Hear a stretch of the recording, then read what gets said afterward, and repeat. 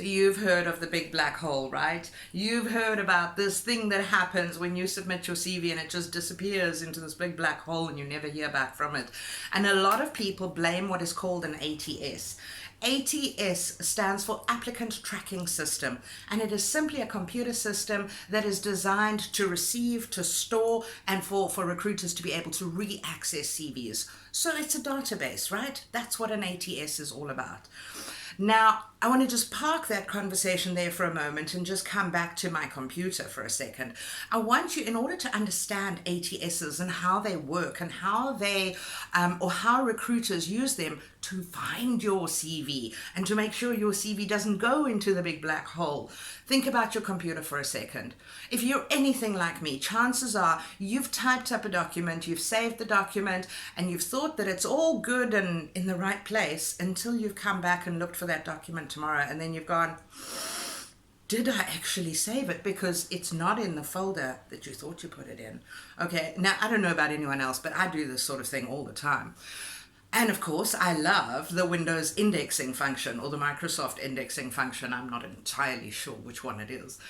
But there's a little search bar on the bottom of your PC. You can hit the search bar and you can type in a couple of keywords in terms of what you called the document or what's in the document, and voila, you will find the document. Chances are you might have to do 1 or 2 different searches, but the point is you can find the document because your computer has indexed it, right? Now, it's the same thing when you apply for a position. The search, the keywords that are used in your CV are what the recruiter is going to use to search for your CV. And this is why aligning to a job is so important, because chances are if the recruiter is looking for someone with Six Sigma, they're going to punch Six Sigma into their search system in order to access all the CVs with Six Sigma, okay?